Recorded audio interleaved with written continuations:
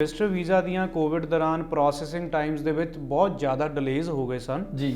ਉਸ ਕਰਕੇ ਇੱਕ ਨਵਾਂ ਪੋਰਟਲ ਇੰਟਰੋਡਿਊਸ ਕੀਤਾ ਗਿਆ। ਉਹ ਪੋਰਟਲ ਦੇ ਵਿੱਚ ਜੇ ਤੁਸੀਂ ਕੈਨੇਡਾ ਦੇ ਵਿੱਚ ਵਰਕ ਪਰਮਿਟ ਤੇ ਸਟੱਡੀ ਪਰਮਿਟ ਤੇ ਪੀਆਰ ਜਾਂ ਸਿਟੀਜ਼ਨ ਹੈਗੇ ਹੋ ਤੇ ਤੁਸੀਂ ਆਪਣੀ ਇਮੀਡੀਏਟ ਫੈਮਿਲੀ ਨੂੰ ਬੁਲਾਉਣਾ ਚਾਹੁੰਦੇ ਹੋ ਕੈਨੇਡਾ ਦੇ ਵਿੱਚ, ਇਮੀਡੀਏਟ ਫੈਮਿਲੀ ਦੇ ਵਿੱਚ ਆ ਜਾਂਦੇ ਨੇ ਆਪਣੇ ਹਸਬੈਂਡ ਜਾਂ ਵਾਈਫ, ਬੱਚੇ ਜਾਂ ਆਪਣੇ ਪੇਰੈਂਟਸ ਜਾਂ ਗ੍ਰੈਂਡ ਪੇਰੈਂਟਸ ਜੀ।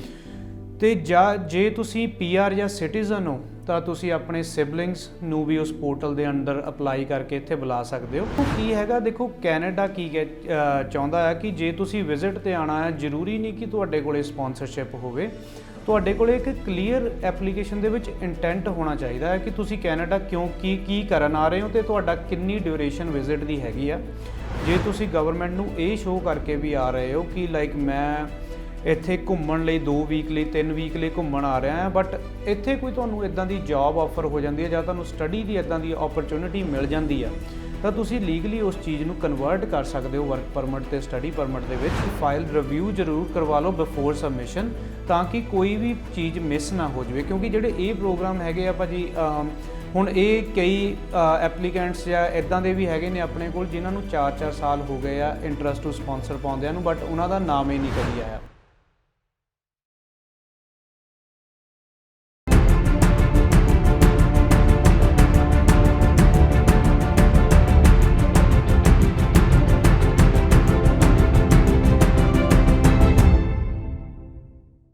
ਪੰਜਾਬੀ ਨੈਸ਼ਨਲ ਟੈਲੀਵਿਜ਼ਨ ਤੇ ਪ੍ਰੋਗਰਾਮ ਐਡਮਿੰਟਨ ਡੇ ਲੈ ਕੇ ਹਾਜ਼ਰ ਹਾਂ ਜੀ। ਮਨਜੀਤ ਸਿੰਘ ਫੇਰੂਮਨ ਵੱਲੋਂ ਆਪ ਜੀ ਨੂੰ ਪਿਆਰ, ਅਦਬ ਅਤੇ ਸਤਿਕਾਰ ਭਰੀ ਸਤਿ ਸ਼੍ਰੀ ਅਕਾਲ, ਸਲਾਮ, ਨਮਸਤੇ। ਦੋਸਤੋ, ਕੋਵਿਡ ਨੇ ਲਗਭਗ ਹਰੇਕ ਇੰਡਸਟਰੀ ਨੂੰ ਪ੍ਰਭਾਵਿਤ ਕੀਤਾ ਹੈ। ਇਸੇ ਤਰ੍ਹਾਂ ਕੈਨੇਡੀਅਨ ਇਮੀਗ੍ਰੇਸ਼ਨ ਵੀ ਇਸ ਤੋਂ ਅਛੂਤੀ ਨਹੀਂ ਰਹੀ ਔਰ ਇਹ ਅਜਿਹੀ ਇੰਡਸਟਰੀ ਹੈ ਜਿਹਦੇ ਵਿੱਚ ਲਗਾਤਾਰ ਅਪਡੇਟਸ ਆਉਂਦੀਆਂ ਰਹਿੰਦੀਆਂ ਨੇ ਔਰ ਸਾਡੀ ਕੋਸ਼ਿਸ਼ ਹੁੰਦੀ ਆ ਕਿ ਇਹ ਜਿਹੜੀਆਂ ਨਵੀਆਂ ਜਾਣਕਾਰੀਆਂ ਨੇ ਆਪਣੇ ਦਰਸ਼ਕਾਂ ਨਾਲ ਸਾਂਝੀਆਂ ਕੀਤੀਆਂ ਜਾਣ। ਸੋ ਇਸ ਬਾਬਤ ਪ੍ਰੋਗਰਾਮ ਵਿੱਚ ਅੱਜ ਮੇਰਾ ਸਾਥ ਦੇਣ EWC ਇਮੀਗ੍ਰੇਸ਼ਨ ਤੋਂ ਪਹੁੰਚੇ ਹਨ ਜੀ ਸਰਦਾਰ ਅਨਮੋਲ ਨਾਗਰਾ। ਉਹਨਾਂ ਨਾਲ ਗੱਲਬਾਤ ਕਰਦੇ ਹਾਂ, ਆਓ ਸਵਾਗਤ ਕਰ ਲਈਏ। ਭਾਜੀ ਜੀ ਆਇਆਂ ਨੂੰ, ਸਤਿ ਸ਼੍ਰੀ ਅਕਾਲ। ਸਤਿ ਸ਼੍ਰੀ ਅਕਾਲ ਮਨਜੀਤ ਭਾਜੀ, ਤੇ ਜਿੰਨੇ ਵੀ ਆਡੀਅנס ਆਪਣੇ ਨਾਲ ਜੁੜੇ ਹੋਏ ਨੇ ਸਾਰਿਆਂ ਨੂੰ ਪਿਆਰ ਭਰੀ ਸਤਿ ਸ਼੍ਰੀ ਅਕਾਲ ਜੀ।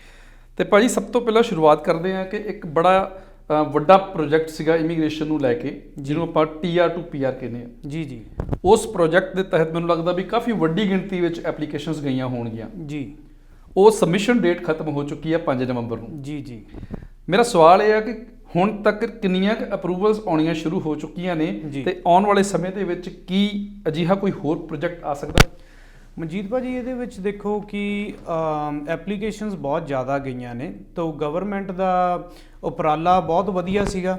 ਜਿਹੜੇ ਵੀ ਅਸੈਂਸ਼ੀਅਲ ਵਰਕਰ ਸੀਗੇ ਜਾਂ ਜਿਹੜੇ ਕੋਈ ਐਕਸਪ੍ਰੈਸ ਐਂਟਰੀ ਜਾਂ ਹਲੇ PNPs ਦੇ ਵਿੱਚ ਕਿਸੇ ਕਾਰਨ ਕਰਕੇ ਨਹੀਂ ਅਪਲਾਈ ਕਰ ਸਕਦੇ ਸੀ, ਉਹਨਾਂ ਲਈ ਵੀ ਬਹੁਤ ਵਧੀਆ ਉਪਰਾਲਾ ਸੀ। ਸਟੂਡੈਂਟਸ ਲਈ ਵਧੀਆ ਉਪਰਾਲਾ ਸੀ, ਜਿਨ੍ਹਾਂ ਨੇ ਹਲੇ ਸਟੱਡੀ ਫਿਨਿਸ਼ ਹੀ ਕੀਤੀ ਸੀ ਤੇ ਹਲੇ ਐਕਸਪੀਰੀਅੰਸ ਬਣਾਉਣ ਹੀ ਲੱਗੇ ਸੀ, ਉਹਨਾਂ ਲਈ ਵੀ ਬਹੁਤ ਵਧੀਆ ਉਪਰਾਲਾ ਸੀਗਾ। ਸੋ ਗਵਰਨਮੈਂਟ ਦੀ ਕੋਸ਼ਿਸ਼ ਹੈ ਕਿ ਜਿੱਦਾਂ ਕਿ ਇਹ ਮਈ 6 ਨੂੰ ਪ੍ਰੋਗਰਾਮ ਸ਼ੁਰੂ ਹੋਇਆ ਸੀਗਾ, ਸੋ ਉਹਨਾਂ ਦੀ ਕੋਸ਼ਿਸ਼ ਆ ਕਿ ਦਸੰਬਰ ਐਂਡ ਤੱਕ ਮਈ 6 ਦੀਆਂ ਐਪਲੀਕੇਸ਼ਨਸ ਨੂੰ ਜਿਹੜੀ ਹੈਗੀ ਆ ਜਾਂ ਉਹਨਾਂ ਦੀ ਫਾਈਨਲਾਈਜੇਸ਼ਨ ਕੀਤੀ ਜਾਵੇ, ਉਹਨਾਂ ਨੂੰ PRs ਦਿੱਤੀਆਂ ਜਾਣ ਜਾਂ ਐਟਲੀਸਟ ਉਹਨਾਂ ਦੇ ਫਾਈਲ ਨੰਬਰ ਆ ਜਾਣ। ਬਾਕੀ ਮਈ 7 ਤੋਂ ਨਵੰਬਰ 5 ਦੀਆਂ ਐਪਲੀਕੇਸ਼ਨਾਂ ਮੋਸਟ ਲਾਈਕਲੀ ਨੈਕਸਟ ਈਅਰ ਦੇ ਵਿੱਚ ਪ੍ਰੋਸੈਸਿੰਗ ਹੋਣਗੀਆਂ ਜੀ। ਇਹਦੇ ਵਿੱਚ ਪ੍ਰੋਸੈਸਿੰਗ ਟਾਈਮਸ ਨੂੰ ਦੇਖਦੇ ਹੋਏ ਜਾਂ ਥੋੜਾ PR ਦੀ ਐਪਲੀਕੇਸ਼ਨਸ ਓਵਰਆਲ ਬਹੁਤ ਲੱਗੀਆਂ ਨੇ ਜੀ। ਜਿੱਦਾਂ ਪਹਿਲਾਂ ਐਕਸਪ੍ਰੈਸ ਐਂਟਰੀ ਦਾ 27,000 ਦਾ ਵੱਡਾ ਡਰਾ ਹੋਇਆ ਸੀਗਾ, ਉਸ ਕਰਕੇ ਪ੍ਰੋਸੈਸਿੰਗ ਐਪਲੀਕੇਸ਼ਨਸ ਦੀਆਂ ਬਹੁਤ ਜ਼ਿਆਦਾ ਹੋਣ ਕਰਕੇ ਜਿਨ੍ਹਾਂ ਦੀਆਂ TR to PR 'ਚ ਐਪਲੀਕੇਸ਼ਨਸ ਲੱਗੀਆਂ ਵੀ ਹੋਈਆਂ ਨੇ, ਜੇ ਕਿਸੇ ਕਾਰਨ ਕਰਕੇ ਉਹਨਾਂ ਦਾ ਵਰਕ ਪਰਮਿਟ ਐਕਸਪਾਇਰ ਹੋ ਰਿਹਾ, ਉਹਦੇ ਵਿੱਚ ਵੀ ਇੱਕ ਅਪਡੇਸ਼ਨ ਹੈਗੀ ਆ ਕਿ ਜੇ ਤੁਹਾਡਾ ਵਰਕ ਪਰਮਿਟ ਐਕਸਪਾਇਰ ਹੋ ਚੁੱਕਾ ਹੈ ਜਾਂ ਹੋ ਰਿਹਾ 4 ਮਹੀਨਿਆਂ ਦੇ ਵਿੱਚ ਤੁਸੀਂ ਆਪਣਾ ਓਪਨ ਵਰਕ ਪਰਮਿਟ ਅਪਲਾਈ ਕਰ ਸਕਦੇ ਹੋ ਅੰਡਰ TR to PR, ਜਿਹੜਾ ਕਿ ਇਸ਼ੂ ਕੀਤਾ ਜਾਵੇਗਾ ਦਸੰਬਰ 31, 2022 ਤੱਕ ਜੀ। ਸੋ ਜਿਹੜੇ ਅਪਡੇਟਡ ਜਾਂ ਕੋਈ ਨਵੇਂ ਪ੍ਰੋਗਰਾਮਸ ਬਾਰੇ ਹਲੇ ਕੋਈ ਵੀ ਅਫੀਸ਼ੀਅਲ ਜਾਣਕਾਰੀ ਨਹੀਂ ਹੈਗੀ, ਬਟ ਜਿਵੇਂ ਕਿ ਨਵੇਂ ਇਮੀਗ੍ਰੇਸ਼ਨ ਮਿਨਿਸਟਰ ਨੇ ਪੋਜੀਸ਼ਨ ਸੰਭੀ ਆ, ਸੋ ਅਸੀਂ ਆਸ ਕਰਦੇ ਹਾਂ ਕਿ ਨਵੀਆਂ ਇੱਦਾਂ ਦੀਆਂ ਪਾਲਿਸੀਆਂ ਵੀ ਆਉਣਗੀਆਂ। ਜੀ ਜੀ। ਤੇ ਆਪਣੀ ਗੱਲਬਾਤ ਚੱਲ ਰਹੀ ਸੀਗੀ ਨਾਲੇ ਕਿ ਕਾਫੀ ਇਦਾਂ ਦੇ ਲੋਕ ਹੋਣਗੇ, ਸਟੂਡੈਂਟ ਵੀ ਹੋ ਸਕਦੇ, ਵਰਕ ਪਰਮਿਟ ਤੇ ਵੀ ਹੋ ਸਕਦੇ ਨੇ ਜੀ, ਕਿ ਜਿਨ੍ਹਾਂ ਕੋਲ ਮੰਨ ਲਓ ਜਿਹੜੇ ਐਸੈਂਸ਼ੀਅਲ ਡਾਕੂਮੈਂਟਸ ਨਹੀਂ ਸੀ ਰਹੇ ਉਹਨਾਂ ਕੋਲ, ਜੀ ਜੀ ਜੀ, ਤੇ ਉਹ ਕਿਸੇ ਨਾ ਕਿਸੇ ਤਰੀਕੇ ਨਾਲ ਖੁੰਝ ਗਏ ਇਸ ਮੌਕੇ ਦਾ ਫਾਇਦਾ ਉਠਾਉਣ ਨੂੰ। ਜੀ ਜੀ। ਤੇ ਜਿਵੇਂ ਕੈਨੇਡੀਅਨ ਇਮੀਗ੍ਰੇਸ਼ਨ ਦਾ ਟਾਰਗੇਟ ਹੈਗਾ ਵੀ ਤਕਰੀਬਨ ਆਉਣ ਵਾਲੇ 3-4 ਸਾਲਾਂ ਦੇ ਵਿੱਚ ਹਰੇਕ ਸਾਲ 4 ਲੱਖ ਦੇ ਕਰੀਬ ਉਹਨਾਂ ਨੇ ਇਮੀਗ੍ਰੈਂਟ ਜਿਹੜਾ ਸੱਦਣਾ, ਪੀਆਰ ਕਰਨਾ। ਬਿਲਕੁਲ।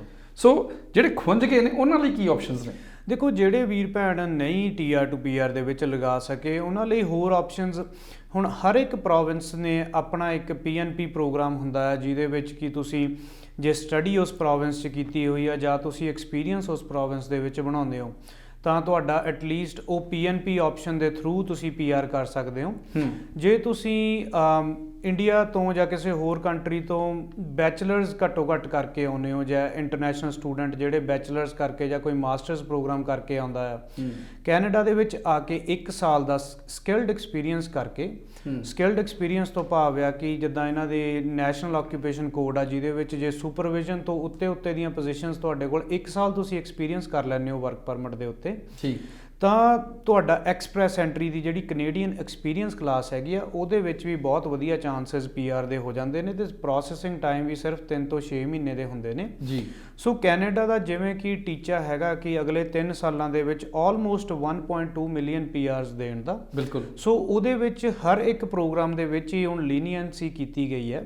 ਸੋ ਜੇ ਤੁਹਾਡਾ ਜਿਹੜੀ ਵੀ ਪ੍ਰੋਵਿੰਸ ਦੇ ਵਿੱਚ ਤੁਸੀਂ ਹੈਗੇ ਹੋ ਕਿਸੇ ਕਾਰਨ ਕਰਕੇ TR to PR 'ਚ ਜਾਂ ਪਹਿਲਾਂ ਐਕਸਪ੍ਰੈਸ ਐਂਟਰੀ 'ਚ ਡਰਾਅ ਦੇ ਵਿੱਚ ਤੁਹਾਡਾ ਨਹੀਂ ਨੰਬਰ ਆਇਆ, ਆਪਣੇ ਡਾਕੂਮੈਂਟਸ ਰੈਡੀ ਰੱਖੋ, ਆਪਣੀ PNPs ਦੇ ਉੱਤੇ ਫੋਕਸ ਕਰੋ ਜਾਂ ਕੈਨੇਡੀਅਨ ਐਕਸਪੀਰੀਅੰਸ ਕਲਾਸ ਤੇ ਫੋਕਸ ਕਰੋ ਜੀ। ਬਟ IELTS ਆਪਣੀ ਰੈਡੀ ਹੋਵੇ ਕਿਉਂਕਿ TR to PR 'ਚ ਇਹ ਦੇਖਣ ਨੂੰ ਮਿਲਿਆ ਸੀ ਕਿ ਬਹੁਤ ਐਪਲੀਕੈਂਟਸ ਦੀ IELTS ਪੱਖੋਂ ਰਹਿ ਗਿਆ ਸੀ ਕਿਉਂਕਿ ਡੇਟਸ ਨਹੀਂ ਸੀ ਮਿਲ ਰਹੀਆਂ। ਬਿਲਕੁਲ।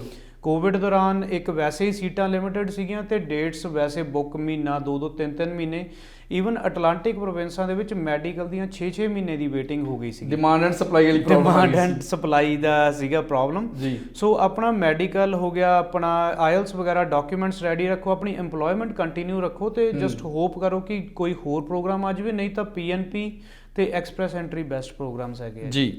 ਤੇ ਮੈਂ ਦਰਸ਼ਕਾਂ ਨੂੰ ਦੱਸ ਦਵਾਂ ਕਿ ਜਿਹੜੇ ਅਨਮੋਲ ਨਾਗਰਾ ਜੀ ਨੇ ਸੋਸ਼ਲ ਮੀਡੀਆ ਤੇ ਕਾਫੀ ਐਕਟਿਵ ਰਹਿੰਦੇ ਨੇ, ਜਾਣਕਾਰੀ ਜਿਹੜੀ ਹੈ ਇਮੀਗ੍ਰੇਸ਼ਨ ਨਾਲ ਰਿਲੇਟਡ ਅਹਿਮ ਜਾਣਕਾਰੀਆਂ ਤੁਹਾਡੇ ਨਾਲ ਸਾਂਝੀਆਂ ਕਰਦੇ ਰਹਿੰਦੇ ਨੇ ਜੀ ਭਾਜੀ। ਪਰ ਸੋਸ਼ਲ ਮੀਡੀਆ ਦੇ ਕੁਝ ਬੈਨੀਫਿਟ ਨੇ ਤੇ ਕੁਝ ਨੁਕਸਾਨ ਵੀ ਨੇ। ਜੀ ਜੀ।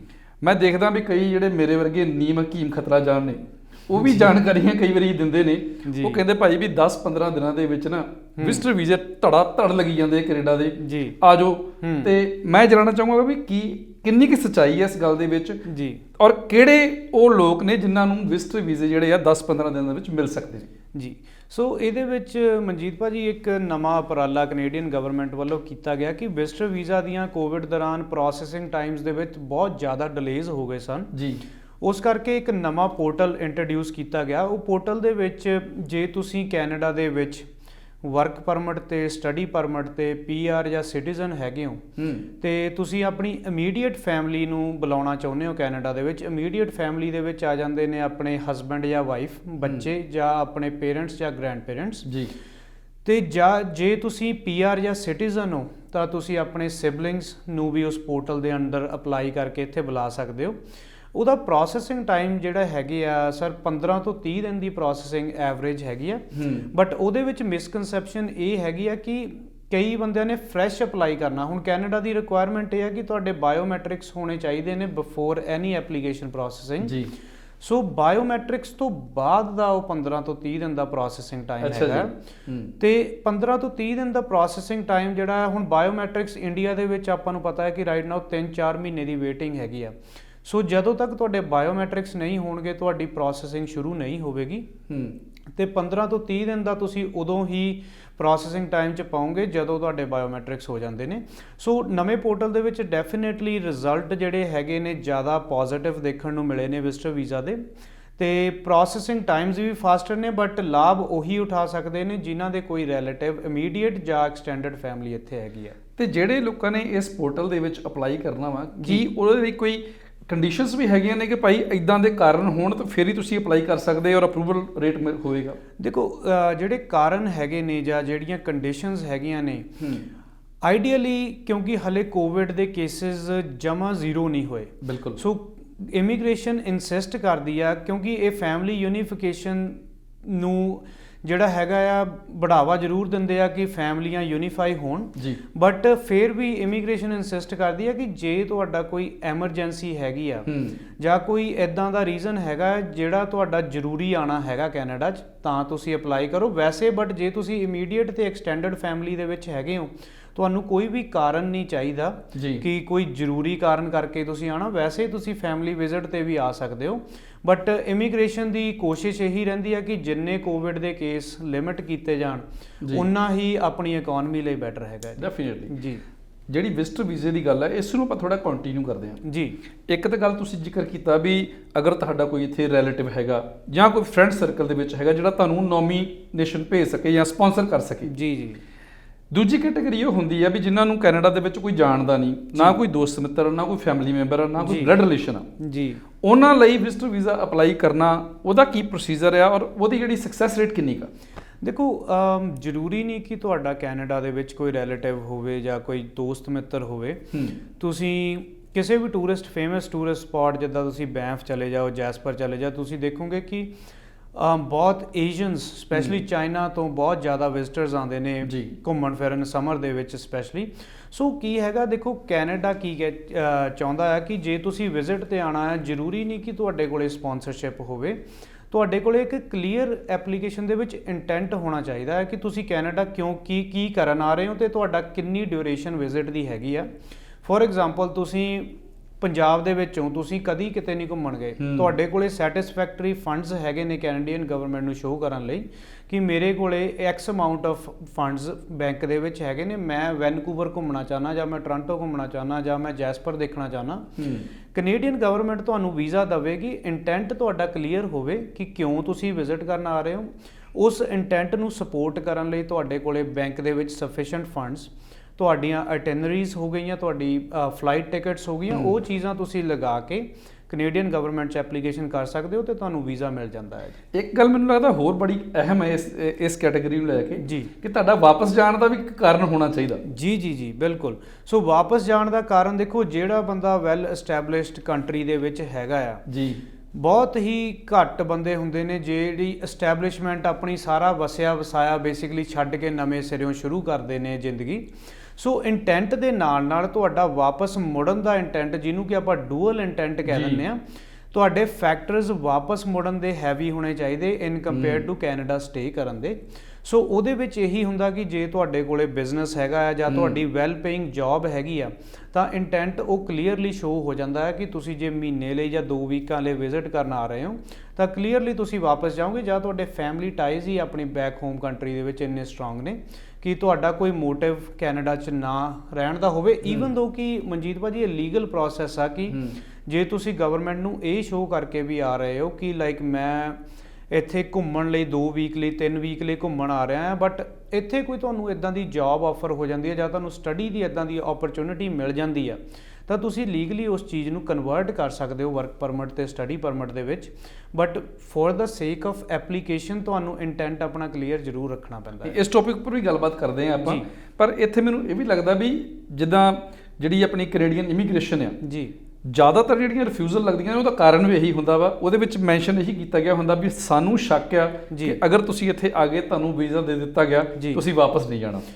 ਹਾਂਜੀ ਮਨਜੀਤ ਭਾਜੀ, ਕਾਰਨ ਦੇਖੋ ਸਪੈਸ਼ਲੀ ਪੰਜਾਬ ਤੋਂ ਜਿਹੜੇ ਕੇਸਿਸ ਲੱਗਦੇ ਨੇ, ਮੋਸਟਲੀ ਆਪਣੀਆਂ ਟ੍ਰਾਂਜੈਕਸ਼ਨਸ ਆ ਜਾਂ ਆਪਣੀਆਂ ਨੌਕਰੀਆਂ ਨੇ ਕੈਸ਼ ਬੇਸਿਸ ਤੇ, ਫਾਰਮਿੰਗ ਦੀ ਇਨਕਮ ਕੈਸ਼ ਬੇਸਿਸ ਤੇ ਆਉਂਦੀ ਆ, ਬਟ ਆਪਾਂ ਵੀਜ਼ਾ ਲਗਵਾਉਣ ਦੀ ਖਾਤਰ ਇੱਕਦਮ ਹੀ 5 ਲੱਖ, ਕੋਈ 10 ਲੱਖ ਡਾਲਰ, ਇੱਕਦਮ 10 ਲੱਖ ਰੁਪਈਆ, ਸੌਰੀ ਮਾਫ ਕਰਨਾ, 5 ਤੋਂ 10 ਲੱਖ ਰੁਪਈਆ, 15 ਲੱਖ ਰੁਪਈਆ ਆਪਾਂ ਅਕਾਊਂਟ 'ਚ ਇੱਕਦਮ ਪਾ ਦਿੰਦੇ ਆ। ਬਿਲਕੁਲ। ਸੋ ਉਹਦੇ ਨਾਲ ਕੀ ਹੁੰਦਾ ਆ ਕਿ ਲਾਈਕ ਪਹਿਲਾਂ ਕੋਈ ਟ੍ਰਾਂਜੈਕਸ਼ਨ ਹਿਸਟਰੀ ਹੈ ਨਹੀਂ ਗੀ ਆਪਣੀ, ਇੱਕਦਮ ਤੁਸੀਂ ਪੈਸੇ ਫੰਡਸ ਸ਼ੋਅ ਕਰ ਦਿੱਤੇ ਕਿ ਮੇਰੇ ਕੋਲੇ ਇੰਨੇ ਫੰਡਸ ਟਰੈਵਲ ਕਰਨ ਲਈ ਹੈਗੇ ਨੇ।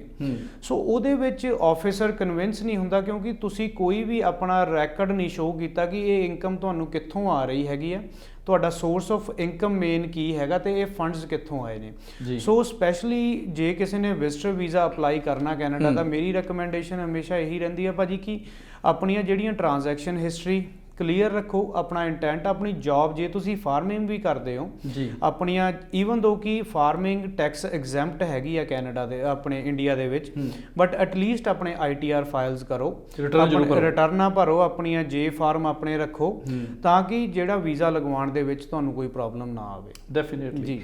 ਤੇ ਭਾਜੀ ਜਿਵੇਂ ਆਪਾਂ ਜ਼ਿਕਰ ਕਰ ਰਹੇ ਹਾਂ ਖਾਸ ਕਰਕੇ ਵਿਜ਼ਟਰ ਵੀਜ਼ਾ ਦੀ, ਤੇ ਹਜ਼ਾਰਾਂ ਲੋਕ ਲੱਖਾਂ ਲੋਕ ਪੰਜਾਬ ਤੋਂ, ਇੰਡੀਆ ਦੇ ਅਲੱਗ-ਅਲੱਗ ਸੂਬਿਆਂ ਤੋਂ ਜਾਂ ਹੋਰ ਦੇਸ਼ਾਂ ਤੋਂ ਇੱਥੇ ਪਹੁੰਚਦੇ ਨੇ। ਜੀ ਜੀ ਜੀ। ਔਰ ਜਦੋਂ ਇੱਥੇ ਆ ਜਾਂਦੇ ਆ ਡੈਫੀਨੇਟਲੀ ਹਰ ਕਿਸੇ ਦਾ ਜੀ ਕਰਦਾ ਭਾਜੀ ਵੀ ਸੋਹਣਾ ਮੁਲਕ ਆ ਜੀ, ਇੱਕ ਵਿਕਸਿਤ ਦੇਸ਼ ਆ ਤੇ ਇੱਥੇ ਸਟੇ ਕੀਤਾ ਜਾਵੇ, ਕਿਸੇ ਨਾ ਕਿਸੇ ਤਰੀਕੇ ਨਾਲ ਵਰਕ ਪਰਮਿਟ ਮਿਲ ਜਾਵੇ ਜੀ। ਸੋ ਇੱਥੇ ਆ ਕੇ ਵਰਕ ਪਰਮਿਟ ਲੈਣ ਦਾ ਕੀ ਸਕੋਪ ਹੈ? ਸਰ ਵਰਕ ਪਰਮਿਟ ਦੇ ਲਈ ਦੇਖੋ ਸਪੈਸ਼ਲੀ ਜਿੱਦਾਂ ਹੁਣ ਆਪਣੀ ਮੇਨ ਆਡੀਅנס ਇੰਡੀਆ ਤੋਂ ਆਪਾਂ ਨੂੰ ਦੇਖ ਰਹੇ ਨੇ ਰਾਈਟ ਨਾਓ, ਬੰਦੇ ਜੁੜੇ ਹੋਏ ਨੇ ਆਪਣੇ ਵੀਰ ਭੈਣ ਜੀ। ਸੋ ਵਰਕ ਪਰਮਿਟ ਦਾ ਸਕੋਪ ਇਹ ਹੈਗਾ ਕਿ ਸਰ ਜੇ ਆਪਾਂ ਇੰਡੀਆ ਤੋਂ ਸਪੈਸ਼ਲੀ ਆਉਨੇ ਆ ਇੱਥੇ ਵਿਜ਼ਿਟ ਦੇ ਉੱਤੇ, ਉਹਦੇ ਲਈ ਸਾਨੂੰ LMIA ਜਿਹੜਾ ਕਿ ਲੇਬਰ ਮਾਰਕੀਟ ਇੰਪੈਕਟ ਅਸੈਸਮੈਂਟ ਇੱਕ ਸਰਵਿਸ ਕੈਨੇਡਾ ਦਾ ਡਿਪਾਰਟਮੈਂਟ ਹੈ ESTC, ਇੰਪਲੋਇਰ ਵੱਲੋਂ LMIA ਸਪੋਰਟਡ ਜੌਬ ਆਫਰ ਆਪਾਂ ਨੂੰ ਚਾਹੀਦੀ ਹੁੰਦੀ ਆ। ਤੇ ਉਹਦੇ ਬੇਸਿਸ ਦੇ ਉੱਤੇ ਹੁਣ ਵੈਸੇ ਪਹਿਲਾਂ ਹੁੰਦਾ ਸੀਗਾ ਕਿ ਵਰਕ ਪਰਮਿਟ ਤੁਸੀਂ ਓਨਲੀ ਆਊਟਸਾਈਡ ਆਫ ਕੈਨੇਡਾ ਤੋਂ ਹੀ ਅਪਲਾਈ ਕਰ ਸਕਦੇ ਹੋ, ਜਿਹਦਾ ਲੂਪ ਹੋਲ ਸੀਗਾ ਫਲੈਗ ਪੋਲਿੰਗ, ਕਿ ਤੁਸੀਂ US ਵਾਲੇ ਬਾਰਡਰ ਤੇ ਜਾ ਕੇ ਇੱਕ ਵਾਰੀ ਕੰਟਰੀ ਸਟੈਪ ਆਊਟ ਕਰਕੇ ਸਟੈਪ ਇਨ ਕਰ ਦਿੰਦੇ ਹੋ ਤਾਂ ਟੈਕਨੀਕਲੀ ਤੁਸੀਂ ਕੰਟਰੀ ਆਊਟ ਕਰਕੇ ਇਨ ਕਰ ਦਿੱਤੀ ਹੈ ਤੇ ਪੋਰਟ ਆਫ ਐਂਟਰੀ ਤੇ ਤੁਹਾਨੂੰ ਵਰਕ ਪਰਮਿਟ ਮਿਲ ਜਾਂਦਾ ਸੀਗਾ। ਹੁਣ ਡਿਊ ਟੂ ਕੋਵਿਡ ਬਾਰਡਰ ਦੀਆਂ ਰੈਸਟ੍ਰਿਕਸ਼ਨਸ ਹੋਣ ਕਰਕੇ ਇੰਪਲੀਮੈਂਟੇਸ਼ਨ ਇਹ ਆਈ ਸੀਗੀ CIC ਵੱਲੋਂ, ਇਮੀਗ੍ਰੇਸ਼ਨ ਵੱਲੋਂ, ਕਿ ਤੁਸੀਂ ਆਨਲਾਈਨ ਵੀ ਵਰਕ ਪਰਮਿਟ ਅਪਲਾਈ ਕਰ ਸਕਦੇ ਹੋ ਜੇ ਤੁਸੀਂ ਵਿਜ਼ਿਟ ਵੀਜ਼ਾ ਤੇ ਕੈਨੇਡਾ 'ਚ ਆਏ ਹੋਏ ਹੋ ਜੀ, ਜਿਹੜਾ ਕਿ ਫਰਵਰੀ ਦੇ ਵਿੱਚ ਬੰਦ ਹੋ ਰਿਹਾ ਹੈਗਾ। ਫਰਵਰੀ ਤੋਂ ਬਾਅਦ ਫਿਰ ਤੁਸੀਂ ਬਾਰਡਰ ਤੇ ਜਾ ਕੇ ਹੀ ਵਰਕ ਪਰਮਿਟ ਲਵੋਗੇ। ਬਟ ਮੇਨ ਰਿਕੁਆਇਰਮੈਂਟ ਇਹੀ ਰਹਿੰਦੀ ਆ ਭਾਜੀ ਕਿ ਜਿਹੜੀ ਜੌਬ ਦਾ ਐਕਸਪੀਰੀਅੰਸ ਤੁਹਾਡੇ ਕੋਲੇ ਹੈਗਾ ਆ, ਜਾਂ ਕਈ ਜੌਬਸ ਨੇ ਜਿੱਦਾਂ ਸਪੈਸ਼ਲੀ ਟਰੱਕ ਡਰਾਈਵਿੰਗ ਜੌਬ ਆ ਜਿਹਦੇ ਵਿੱਚ ਤੁਸੀਂ ਇੱਥੇ ਲਾਇਸੈਂਸ ਲੈ ਕੇ ਵੀ ਵਰਕ ਪਰਮਿਟ ਕਰਵਾ ਸਕਦੇ ਹੋ। ਇੰਪਲੋਇਰ ਦੀ ਜੌਬ ਆਫਰ ਜਾਂ ਇੰਪਲੋਇਰ ਦੀ LMIA ਸਭ ਤੋਂ ਇੰਪੋਰਟੈਂਟ ਡਾਕੂਮੈਂਟ ਆ ਤੁਹਾਡਾ ਵਰਕ ਪਰਮਿਟ ਕਰਾਉਣ ਦਾ। ਤੇ ਉਸ LMI ਦੀਆਂ ਕੰਡੀਸ਼ਨਸ ਕੀ ਨੇ? ਜੇ ਉਹ LMIA ਫੂਡ ਸੁਪਰਵਾਈਜ਼ਰ ਦੀ ਆ ਤੇ ਉਹਦੀ ਕੰਡੀਸ਼ਨ ਆ ਕਿ ਤੁਹਾਡੇ ਕੋਲੇ 1 ਸਾਲ ਦਾ ਐਕਸਪੀਰੀਅੰਸ ਰੈਲੇਵੈਂਟ ਹੋਣਾ ਚਾਹੀਦਾ, ਤੁਹਾਡੇ ਕੋਲੇ +2 ਹੋਣੀ ਚਾਹੀਦੀ ਆ, ਜਾਂ ਤੁਹਾਡੇ ਕੋਲੇ ਸੈਟਿਸਫੈਕਟਰੀ ਇੰਗਲਿਸ਼ ਲੈਂਗੁਏਜ ਸਕਿੱਲਸ ਹੋਣੇ ਚਾਹੀਦੇ ਨੇ, ਉਹ ਤੁਹਾਨੂੰ ਡੈਮੋਨਸਟ੍ਰੇਟ ਕਰਨੇ ਪੈਣਗੇ ਐਪਲੀਕੇਸ਼ਨ। ਡੈਫੀਨੇਟਲੀ ਜੀ। ਤੇ ਇੱਕ ਹੋਰ ਕੈਟਾਗਰੀ ਹੈਗੀ ਆ ਜੀ ਜਿਹੜੇ ਇੱਥੇ ਵਿਜ਼ਟਰ ਆਉਂਦੇ ਨੇ, ਯੰਗ ਏਜ ਆ ਜੀ, ਔਰ ਉਹ ਚਾਹੁੰਦੇ ਨੇ ਵੀ ਕੈਨੇਡਾ ਦੀ ਕਿਸੇ ਯੂਨੀਵਰਸਿਟੀ ਵਿੱਚ, ਕਾਲਜ ਦੇ ਵਿੱਚ ਐਡਮਿਸ਼ਨ ਲਈ ਜਾਵੇ, ਆਪਣੀ ਐਕੈਡੈਮਿਕ ਇੰਪਰੂਵ ਕੀਤੀ ਜਾਵੇ ਜੀ, ਉਹਨਾਂ ਲਈ ਵੀ ਕੋਈ ਚਾਂਸਸ ਹੈਗੇ ਜੀ?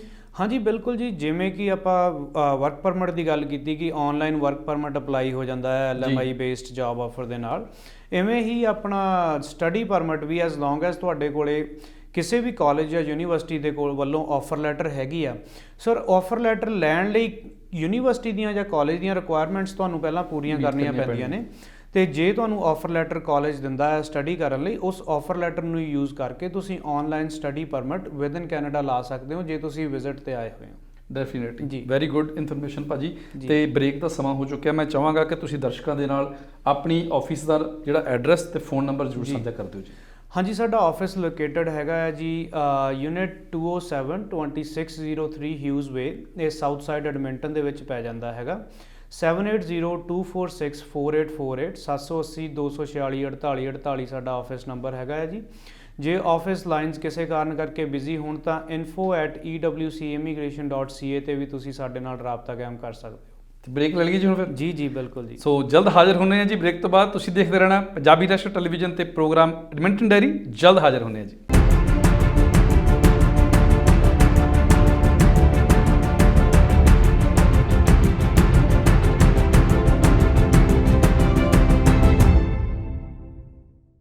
ਪ੍ਰੋਗਰਾਮ ਐਡਮਿੰਟਨ ਡਾਇਰੀ ਦੇ ਵਿੱਚ ਬ੍ਰੇਕ ਤੋਂ ਬਾਅਦ ਆਪ ਜੀ ਦਾ ਫਿਰ ਤੋਂ ਸਵਾਗਤ ਹੈ।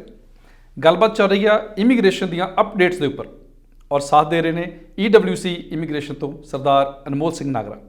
ਭਾਜੀ ਮੁੜ ਸਵਾਗਤ ਹੈ ਜੀ ਦਾ। ਧੰਨਵਾਦ ਜੀ, ਧੰਨਵਾਦ। ਵਿਜ਼ਟਰ ਵੀਜ਼ੇ ਦੇ ਉੱਪਰ ਬਹੁਤ ਡਿਟੇਲ ਨਾਲ ਗੱਲਬਾਤ ਹੋ ਗਈ ਹੈ ਜੀ। ਹੁਣ ਥੋੜੀ ਜਿਹੀ ਗੱਲਬਾਤ ਕਰਦੇ ਹਾਂ ਸੁਪਰ ਵੀਜ਼ੇ ਦੇ ਉੱਪਰ ਜੀ। ਪਹਿਲਾਂ ਤਾਂ ਇਹ ਦੱਸੋ ਵੀ ਸੁਪਰ ਵੀਜ਼ਾ ਵਿਜ਼ਟਰ ਵੀਜ਼ੇ ਨਾਲੋਂ ਡਿਫਰੈਂਟ ਕੀ ਹੈ ਜੀ, ਔਰ ਕੌਣ ਇਹਦੇ ਵਾਸਤੇ ਐਲੀਜੀਬਲ ਨੇ ਤੇ ਐਪਲੀਕੇਸ਼ਨ ਦੇ ਲਈ ਕੀ ਰਿਕੁਆਇਰਮੈਂਟਸ ਨੇ? ਸੋ ਸੁਪਰ ਵੀਜ਼ਾ ਦੇਖੋ, ਜਿਹੜਾ ਸੁਪਰ ਵੀਜ਼ਾ ਹੈਗਾ ਇਹ ਗਵਰਨਮੈਂਟ ਵੱਲੋਂ ਫੈਸਿਲਿਟੇਟ ਕੀਤਾ ਗਿਆ ਪ੍ਰੋਗਰਾਮ, ਜਿਹੜੇ ਕਿ ਕੈਨੇਡਾ ਦੇ ਵਿੱਚ PR ਜਾਂ ਸਿਟੀਜ਼ਨਸ ਰਹਿ ਰਹੇ ਨੇ ਜੀ ਉਹਨਾਂ ਦੇ ਪੇਰੈਂਟਸ ਜਾਂ ਗ੍ਰੈਂਡ ਪੇਰੈਂਟਸ ਦੀ ਇਨਵੀਟੇਸ਼ਨ ਦੇ ਲਈ ਇਹ ਪ੍ਰੋਗਰਾਮ ਇੰਪਲੀਮੈਂਟ ਕੀਤਾ ਗਿਆ ਸੀਗਾ ਜਾਂ ਇੰਪਲੀਮੈਂਟਡ ਹੈ ਰਾਈਟ ਨਾਓ ਪ੍ਰੈਜ਼ੈਂਟ ਚੱਲ ਰਿਹਾ ਹੈਗਾ। ਸੋ ਇਹਦੇ ਬੈਨੀਫਿਟਸ ਜਾਂ ਇਹਦੀ ਡਿਫਰੈਂਟ ਕਿੱਦਾਂ ਹੈਗਾ। ਸੋ ਇਹਦੇ ਵਿੱਚ ਕੀ ਆ ਸਰ ਕਿ ਇਹਦੀਆਂ ਰਿਕੁਆਇਰਮੈਂਟਸ ਟੋਟਲੀ ਡਿਫਰੈਂਟ ਨੇ ਵਿਜ਼ਟਰ ਵੀਜ਼ਾ ਨਾਲੋਂ। ਹੁਣ ਵਿਜ਼ਟਰ ਵੀਜ਼ਾ ਦੀ ਜਿੱਦਾਂ ਆਪਾਂ ਗੱਲ ਕੀਤੀ ਕਿ ਕਿਸੇ ਨੂੰ ਵੀ ਆਪਾਂ ਇਨਵੀਟੇਸ਼ਨ ਭੇਜਦੇ ਹਾਂ, ਚਾਹੇ ਉਹ ਆਪਣੇ ਪੇਰੈਂਟਸ ਗ੍ਰੈਂਡ ਪੇਰੈਂਟਸ ਨੂੰ ਹੀ ਹੋਵੇ, ਤੇ ਮਲਟੀਪਲ ਐਂਟਰੀ ਵੀਜ਼ਾ ਲੱਗ ਜਾਂਦਾ ਹੈਗਾ ਤੁਹਾਡਾ ਜੀ। ਸੁਪਰ ਵੀਜ਼ਾ ਦੇ ਵਿੱਚ ਤੁਹਾਡੀ ਜਿਹੜਾ ਮੇਨ ਸਪਾਂਸਰ ਹੈਗਾ ਆ ਉਹਦੀ ਇਨਕਮ ਦੇਖੀ ਜਾਂਦੀ ਆ। ਸੋ ਫੋਰ ਐਗਜ਼ਾਮਪਲ ਜਿੱਦਾਂ ਤੁਸੀਂ ਇੱਥੇ ਸਿੰਗਲ ਹੈਗੇ ਹੋ ਤੇ ਤੁਸੀਂ ਆਪਣੇ ਪੇਰੈਂਟਸ ਨੂੰ ਬੁਲਾਉਣਾ ਚਾਹੁੰਦੇ ਹੋ ਤੇ ਉਹਦਾ ਅਪਰੋਕਸੀਮੇਟਲੀ $41,000 ਤੁਹਾਡੀ notice of assessment last year ਦੀ ਹੋਣੀ ਚਾਹੀਦੀ ਹੈ, ਜਾਂ ਤੁਹਾਡੇ T4 ਦੇ ਉੱਤੇ ਜੇ ਤੁਸੀਂ ਟੈਕਸ ਨਹੀਂ ਫਾਈਲ ਕਰਿਆ ਹਲੇ ਤੇ ਤੁਹਾਡਾ 41,000 ਜਾਂ 40,500 ਸਪੈਸੀਫਿਕਲੀ ਜੇ ਗੱਲ ਕਰੀਏ ਤੁਹਾਡੀ ਇਨਕਮ ਰਿਕੁਆਇਰਮੈਂਟ ਹੋ ਜਾਂਦੀ ਆ। ਦੂਸਰਾ ਇਹਦੇ ਵਿੱਚ ਜਿਹੜੇ ਐਪਲੀਕੈਂਟਸ ਨੇ ਪੇਰੈਂਟਸ ਜਾਂ ਗ੍ਰੈਂਡ ਪੇਰੈਂਟਸ ਉਹਨਾਂ ਨੂੰ ਅਪ ਫਰੰਟ ਆਪਣਾ ਮੈਡੀਕਲ ਕਰਵਾਉਣਾ ਪੈਂਦਾ। ਤੇ ਤੀਸਰੀ ਰਿਕੁਆਇਰਮੈਂਟ ਜਿਹੜਾ ਸਪਾਂਸਰ ਹੈਗਾ ਇੱਧਰੋਂ, ਸਪਾਂਸਰ ਨੂੰ ਆਪਣੇ ਪੇਰੈਂਟਸ ਜਾਂ ਗ੍ਰੈਂਡ ਪੇਰੈਂਟਸ ਲਈ ਮੈਡੀਕਲ ਇੰਸ਼ੋਰੈਂਸ ਕਵਰੇਜ ਕਿਸੇ ਕੈਨੇਡੀਅਨ ਕੰਪਨੀ ਤੋਂ ਲੈਣੀ ਪੈਂਦੀ ਆ। ਅਪ ਟੂ $100,000 ਦੀ ਜਿਹੜੀ ਕਵਰੇਜ ਉਹਨਾਂ ਕੋਲ ਹੋਣੀ ਚਾਹੀਦੀ ਹੈ। ਸੋ ਇਹ ਤਿੰਨ ਰਿਕੁਆਇਰਮੈਂਟਸ ਜੇ ਮੀਟ ਕਰਦੇ ਹੋ ਤਾਂ ਵੀਜ਼ਾ ਆਲਮੋਸਟ ਗੈਰੰਟੀਡ ਹੋ ਜਾਂਦਾ ਕਿ ਤੁਹਾਨੂੰ ਮਿਲ ਜਾਂਦਾ। ਇਹ ਵਿਜ਼ਟਰ ਵੀਜ਼ੇ ਨਾਲੋਂ ਇਹਦੀ ਇਹ ਐਡਵਾਂਟੇਜ ਆ ਕਿ ਵੀਜ਼ਾ ਦੀ ਅਪਰੂਵਲ ਰੇਟ ਬਹੁਤ ਹਾਈ ਹੈਗਾ ਇਹਦੇ ਵਿੱਚ। ਤੇ ਦੂਸਰੀ ਵੱਡੀ ਜਿਹੜੀ ਐਡਵਾਂਟੇਜ ਆ, ਕਿਉਂਕਿ ਆਪਾਂ ਚਾਹੁੰਦੇ ਹਾਂ ਕਿ ਜਦੋਂ ਵੀ ਆਪਣੇ ਪੇਰੈਂਟਸ ਜਾਂ ਗ੍ਰੈਂਡ ਪੇਰੈਂਟਸ ਆਪਾਂ ਨੂੰ ਮਿਲਣ ਆਉਂਦੇ ਆ, ਕਈ ਵਾਰੀ ਜਿਹੜੀ ਵਿਜ਼ਟਰ ਵੀਜ਼ਾ ਦੇ ਉੱਤੇ 6 ਮਹੀਨੇ ਦੀ ਐਂਟਰੀ ਬਹੁਤ ਘੱਟ ਪੈ ਜਾਂਦੀ ਹੈ। ਬਿਲਕੁਲ। ਸੋ ਸੁਪਰ ਵੀਜ਼ਾ ਦੇ ਵਿੱਚ ਜਿਹੜੀ ਤੁਹਾਨੂੰ ਇਨੀਸ਼ੀਅਲ ਐਂਟਰੀ ਆ ਉਹ 2 ਸਾਲ ਦੀ ਮਿਲਦੀ ਹੈਗੀ ਹੈ ਜੀ। ਤੇ ਉਸ ਤੋਂ ਬਾਅਦ ਜੇ ਤੁਸੀਂ ਐਕਸਟੈਂਸ਼ਨਸ ਵੀ ਲੈਣੀਆਂ ਚਾਹੋ ਤਾਂ 1-1 ਸਾਲ ਦੀ ਉੱਤੇ ਐਕਸਟੈਂਸ਼ਨ ਮਿਲ ਜਾਂਦੀ ਆ। ਸੋ ਤੁਹਾਡੇ ਪੇਰੈਂਟਸ ਤੁਹਾਡੇ ਨਾਲ ਲੰਬਾ ਸਮਾਂ ਰਹਿ ਸਕਦੇ ਆ। ਬਿਲਕੁਲ ਜੀ, ਕਿਉਂਕਿ ਮੈਨੂੰ ਲੱਗਦਾ ਅਗਰ 5-5 6-6 ਮਹੀਨੇ ਬਾਅਦ ਜਿਹੜੀਆਂ ਟਿਕਟਾਂ ਵੀ ਖਰਚਣੀਆਂ ਪੈਣ ਬਹੁਤ ਵੱਡਾ ਖਰਚਾ ਹੋ ਜਾਂਦਾ ਜੀ ਜੀ। ਅਗਰ ਉਹ 2 ਸਾਲ ਜਾਂ 3 ਸਾਲ ਰਹਿੰਦੇ ਆ ਤੇ ਡੈਫੀਨੇਟਲੀ ਇਕਨੋਮਿਕਲੀ ਵੀ ਇਹ ਬੈਨੀਫੀਸ਼ੀਅਲ ਹੈ। ਜੀ ਜੀ। ਸੁਪਰ ਵੀਜ਼ੇ ਦੇ ਨਾਲ ਨਾਲ ਇੱਕ ਹੋਰ ਕੈਟਾਗਰੀ ਪਿੱਛੇ ਜੇ ਆਈ ਸੀਗੀ, ਉਹ ਹੈਗੀ ਸੀ ਜੀ ਪੇਰੈਂਟਸ ਤੇ ਗ੍ਰੈਂਡ ਪੇਰੈਂਟਸ ਪ੍ਰੋਗਰਾਮ ਜੀ, ਜਿਹਦੇ ਤਹਿਤ ਤੁਸੀਂ ਉਹਨਾਂ ਨੂੰ ਇੱਥੇ PR ਬੁਲਾ ਸਕਦੇ ਸੀਗੇ। ਜੀ ਜੀ। ਉਹਦੇ ਤਹਿਤ ਜਿਹੜੀ ਆ ਗਵਰਨਮੈਂਟ ਵੱਲੋਂ ਇਮੀਗ੍ਰੇਸ਼ਨ ਡਿਪਾਰਟਮੈਂਟ ਵੱਲੋਂ ਜਿਹੜੀ ਇਨਵੀਟੇਸ਼ਨਸ ਜਾ ਚੁੱਕੀਆਂ ਨੇ, ਜਿਹੜੇ ਸਿਲੈਕਟ ਹੋ ਚੁੱਕੇ ਨੇ ਜੀ। ਮੇਰਾ ਸਵਾਲ ਇਹ ਹੈ ਵੀ ਉਹਨਾਂ ਲਈ ਹੁਣ ਅੱਗੇ ਕੀ ਸਟੈਪ ਨੇ, ਕਿਹੜੇ ਡਾਕੂਮੈਂਟ ਸਬਮਿਟ ਕਰਨੇ ਆ, ਐਪਲੀਕੇਸ਼ਨ ਕਿਵੇਂ ਸਬਮਿਟ ਕਰਨੀ ਔਰ ਕਿੰਨੇ ਦਿਨਾਂ ਦੇ ਵਿੱਚ ਕਰਨੀ ਹੈ ਜੀ। ਸੋ ਇਹਦੇ ਵਿੱਚ ਸਰ ਜਿਵੇਂ ਕਿ ਪਿਛਲੇ ਸਾਲ 2020 ਦੇ ਵਿੱਚ ਜਿਹੜਾ ਇੰਟਰਸਟ ਟੂ ਸਪਾਂਸਰ ਫਾਰਮਸ ਨਿਕਲੇ ਸੀਗੇ ਤੇ ਪਿਛਲੇ ਸਾਲ 10,000 ਇਨਵੀਟੇਸ਼ਨਸ ਦਿੱਤੀਆਂ ਗਈਆਂ ਸੀ, ਉਹਨਾਂ ਫਾਰਮਸ ਦੇ ਵਿੱਚੋਂ ਹੀ ਇਸ ਸਾਲ 30,000 ਇਨਵੀਟੇਸ਼ਨਸ ਹੋਰ ਦਿੱਤੀਆਂ ਗਈਆਂ ਨੇ। ਸੋ ਜਿਹੜੇ ਵੀ ਸਪਾਂਸਰਾਂ ਨੂੰ ਇਨਵੀਟੇਸ਼ਨਸ ਆਈਆਂ ਨੇ ਆਪਣੇ ਪੇਰੈਂਟਸ ਜਾਂ ਗ੍ਰੈਂਡ ਪੇਰੈਂਟਸ ਦੀ PR ਅਪਲਾਈ ਕਰਨ ਲਈ, ਦਸੰਬਰ 6 2021 ਤੱਕ ਦਾ ਟਾਈਮ ਹੈਗਾ ਭਾਜੀ ਉਹਨਾਂ ਕੋਲੇ ਜੀ। ਤੇ ਉਸ ਤੋਂ ਪਹਿਲਾਂ PR ਦੀ ਐਪਲੀਕੇਸ਼ਨ ਜਿਹੜੀ ਹੈਗੀ ਉਹਨਾਂ ਨੇ ਸਬਮਿਟ ਕਰਨੀ ਆ। ਸੋ PR ਦੀ ਐਪਲੀਕੇਸ਼ਨ ਦੇ ਵਿੱਚ ਜਿਹੜੀ ਮੇਨ ਚੀਜ਼ਾਂ ਨੇ ਜਾਂ ਜਿਹੜੀਆਂ ਚੀਜ਼ਾਂ ਦਾ ਧਿਆਨ ਰੱਖਣਾ ਬਹੁਤ ਜ਼ਰੂਰੀ ਹੋ ਜਾਂਦਾ ਹੈ ਕਿ ਜਿਹੜੀ ਐਪਲੀਕੇਸ਼ਨ ਅਪਰੂਵਲ ਜਾਂ ਰਿਜੈਕਸ਼ਨ ਤੱਕ ਦੀ ਜਿਹੜੀ ਨੌਬਤ ਆਉਂਦੀ ਆ ਜੀ। ਸੋ ਉਹਦੇ ਵਿੱਚ PR ਦੀ ਜਦੋਂ ਐਪਲੀਕੇਸ਼ਨ ਕਰਦੇ ਨੇ ਸਪਾਂਸਰ ਦੇ, ਜਿਹੜੀ ਕਲੀਅਰਲੀ ਜਿਹੜੇ ਬੇਸਿਸ ਤੇ ਇਨਵੀਟੇਸ਼ਨ ਆਈ ਆ, ਤੁਹਾਡੀ ਇਨਕਮ ਰਿਕੁਆਇਰਮੈਂਟ, ਇਨਕਮ ਦੇ ਡਾਕੂਮੈਂਟਸ, ਤੁਹਾਡੀਆਂ ਨੋਟਿਸ ਆਫ ਅਸੈਸਮੈਂਟ ਜਾਂ T4s ਹੋ ਗਈਆਂ, ਤੁਹਾਡੇ ਇੱਥੇ ਕਰੰਟ ਸਟੇਟਸ ਕੈਨੇਡਾ ਦੇ ਵਿੱਚ ਜਾਂ ਤੁਹਾਡਾ PR ਕਾਰਡ ਆ ਜਾਂ ਤੁਹਾਡਾ ਸਿਟੀਜ਼ਨਸ਼ਿਪ ਸਰਟੀਫਿਕੇਟ ਹੈਗਾ ਆ, ਉਹ ਚੀਜ਼ਾਂ ਸਪਾਂਸਰ ਵੱਲੋਂ ਜ਼ਰੂਰੀ ਹੁੰਦੀਆਂ ਨੇ। ਐਪਲੀਕੈਂਟ ਵੱਲੋਂ ਜਿਹੜੀ ਪੁਲਿਸ ਕਲੀਅਰੈਂਸ ਸਾਰਿਆਂ ਤੋਂ ਜ਼ਰੂਰੀ ਆ ਜੀ। ਜਿਹੜੇ ਵੀ ਦੇਸ਼ ਦੇ ਵਿੱਚ ਐਪਲੀਕੈਂਟ ਹੈਗੇ ਨੇ ਤੁਹਾਡੇ ਪੇਰੈਂਟਸ ਗ੍ਰੈਂਡ ਪੇਰੈਂਟਸ, ਜੇ ਈਵਨ ਕੈਨੇਡਾ ਦੇ ਵਿੱਚ ਟੈਂਪਰੇਰਲੀ ਆਏ ਹੋਏ ਨੇ, ਜਿਹੜੀਆਂ ਵੀ ਕੰਟਰੀਜ਼ ਦੇ ਵਿੱਚ ਉਹ ਪਿਛਲੇ 10 ਸਾਲ 'ਚ ਜਾਂ 18 ਸਾਲ ਤੋਂ ਬਾਅਦ ਰਹੇ ਨੇ, ਤਾਂ ਉਹਨਾਂ ਦੀ PCC ਰਿਕੁਆਇਰਡ ਆ। ਜਿੱਦਾਂ ਮੋਸਟਲੀ ਆਪਣੇ ਪੇਰੈਂਟਸ ਜੇ ਇੰਡੀਆ ਤੋਂ ਆ ਜਾਂ ਇੰਡੀਆ ਰਹਿ ਰਹੇ ਨੇ ਤਾਂ ਇੰਡੀਅਨ ਪੁਲਿਸ ਕਲੀਅਰੈਂਸ ਮਸਟ ਹੈਗੀ ਆ ਜੀ। ਉਹਨਾਂ ਦੇ ਬਰਥ ਸਰਟੀਫਿਕੇਟ ਜਾਂ ਨਾਟ ਫਾਊਂਡ ਸਰਟੀਫਿਕੇਟ ਜਾਂ ਨੌਨ ਅਵੇਲੇਬਿਲਟੀ ਸਰਟੀਫਿਕੇਟ ਸੁਵਿਧਾ ਸੈਂਟਰ ਤੋਂ ਨਿਕਲ ਜਾਂਦਾ, ਉਹ ਜ਼ਰੂਰੀ ਚਾਹੀਦਾ ਆ। ਤੇ ਉਹਨਾਂ ਦੇ ਮੈਰਿਜ ਸਰਟੀਫਿਕੇਟ ਤੁਹਾਡੇ ਪੇਰੈਂਟਸ ਦਾ ਚਾਹੀਦਾ ਹੈਗਾ। ਜੇ ਪੇਰੈਂਟਸ ਦਾ ਮੈਰਿਜ ਸਰਟੀਫਿਕੇਟ ਨਹੀਂ ਹੈਗਾ ਤਾਂ ਐਫੀਡੈਵਿਟ ਕੋਰਟ ਵੱਲੋਂ ਚਾਹੀਦਾ ਹੈ ਕਿ ਇਹ ਲੀਗਲੀ ਮੈਰਿਡ ਨੇ। ਸੋ ਇਹ ਥੋੜ੍ਹੇ ਜਿਹੇ ਡਾਕੂਮੈਂਟਸ ਦਾ ਧਿਆਨ ਰੱਖਣਾ ਪੈਂਦਾ। ਬਾਕੀ ਕੰਪਲੀਟ ਐਪਲੀਕੇਸ਼ਨ ਜਿਹੜੀ ਆ ਦਸੰਬਰ 6 ਤੋਂ ਪਹਿਲਾਂ ਤੁਹਾਨੂੰ ਸਬਮਿਟ ਕਰਨੀ ਆ, ਤਾਂ ਹੀ ਤੁਹਾਡੀ ਐਪਲੀਕੇਸ਼ਨ ਦੀ ਪ੍ਰੋਸੈਸਿੰਗ ਜਿਹੜੀ ਕਿਊ ਦੇ ਵਿੱਚ ਹੋਊਗੀ।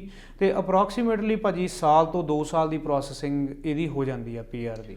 ਅਨਮੋਲ ਭਾਜੀ ਮੈਨੂੰ ਇੱਕ ਗੱਲ ਹੋਰ ਦੱਸਿਓ ਜੀ ਕਿ ਇਸੇ ਕੈਟਾਗਰੀ ਵਿੱਚ ਜਿਨ੍ਹਾਂ ਨੇ ਐਪਲੀਕੇਸ਼ਨਾਂ ਕੀਤੀਆਂ ਹੋਈਆਂ ਨੇ ਜਾਂ ਹੁਣ ਸਬਮਿਸ਼ਨ ਕਰਨੀ ਆ ਜੀ, ਕਈ ਵਾਰੀ ਲੋਕਾਂ ਦੀ ਕੋਸ਼ਿਸ਼ ਹੁੰਦੀ ਹੈ ਵੀ ਇਦਾਂ ਕਰਦੇ ਆਪ ਹੀ ਕਰ ਲੈਂਦੇ ਆ ਜੀ, ਔਰ ਉਹਦੇ ਵਿੱਚ ਕੀ ਹੁੰਦਾ ਬਈ ਆਪਾਂ ਨੂੰ ਕਿਉਂਕਿ ਪੂਰੀ ਨੌਲੇਜ ਨਹੀਂ ਆ ਜੀ ਐਕਸਪੀਰੀਅੰਸ ਨਹੀਂ ਹੁੰਦਾ ਜੀ। ਤੇ ਕੋਈ ਇੱਕ ਅੱਧਾ ਡਾਕੂਮੈਂਟ ਰਹਿ ਜੇ ਜਾਂ ਕੋਈ ਇਨਫੋਰਮੇਸ਼ਨ ਅਧੂਰੀ ਰਹਿ ਜੇ ਜੀ ਤੇ ਉਹਦੇ ਰਿਫਿਊਜ਼ਲ ਦੇ ਚਾਂਸਸ ਕਿੰਨੇ ਕੁ ਹੁੰਦੇ ਨੇ, ਔਰ ਦੂਜੀ ਗੱਲ ਕੀ ਇਹਦੇ ਵਿੱਚ ਕੋਈ ਐਡੀਸ਼ਨਸ ਚੇਂਜਸ ਹੋ ਸਕਦੀਆਂ ਨੇ, ਤੇ ਜੀ। ਤੀਜੀ ਗੱਲ ਕਿ ਅਗਰ ਕਿਸੇ ਇਮੀਗ੍ਰੇਸ਼ਨ ਕੰਸਲਟੈਂਟ ਜਿਵੇਂ ਤੁਹਾਡੇ ਵਰਗੇ ਜਿਹੜੇ ਮਾਹਰ ਨੇ ਉਹਨਾਂ ਦੀ ਸਹਾਇਤਾ ਲੈ ਲਈ ਜਾਵੇ ਜੀ। ਤੇ ਉਹ ਕਿੰਨੀ ਕੁ ਮਹੱਤਵਪੂਰਨ ਹੋ ਸਕਦੀ ਹੈ? ਦੇਖੋ ਵੈਸੇ ਤਾਂ CIC ਜਿਹੜੀ ਹੈਗੀ ਆ ਕੈਨੇਡੀਅਨ ਇਮੀਗ੍ਰੇਸ਼ਨ ਇਸ ਹਿਸਾਬ ਨਾਲ ਐਸਟੈਬਲਿਸ਼ ਕੀਤੀ ਗਈ ਹੈ ਕਿ ਤੁਹਾਨੂੰ ਜੇ ਤੁਸੀਂ ਨੌਲੇਜ ਰੱਖਦੇ ਹੋ ਜਾਂ ਜੇ ਤੁਸੀਂ ਇੰਗਲਿਸ਼ ਪੜ੍ਹ ਸਕਦੇ ਹੋ ਤਾਂ ਰੀਡ ਵਧੀਆ ਕਰ ਸਕਦੇ ਹੋ, ਤੁਸੀਂ ਆਪ ਵੀ ਐਪਲੀਕੇਸ਼ਨ ਕਰ ਸਕਦੇ ਹੋ। It's very straight forward application, but ਕਈ ਫਾਰਮਸ ਇਦਾਂ ਹੁੰਦੇ ਨੇ ਜਾਂ ਕਈ ਰਿਕੁਆਇਰਮੈਂਟਸ ਇਦਾਂ ਹੁੰਦੀਆਂ ਨੇ ਜਿਹੜੀਆਂ ਕਿ ਕੰਪਲਿਕੇਟਡ ਹੁੰਦੀਆਂ ਨੇ ਜਾਂ ਜਿਹਦੇ ਵਿੱਚ ਥੋੜੀ ਕਲੈਰਿਟੀ ਦੀ ਲੋੜ ਹੁੰਦੀ ਹੈਗੀ ਹੈ।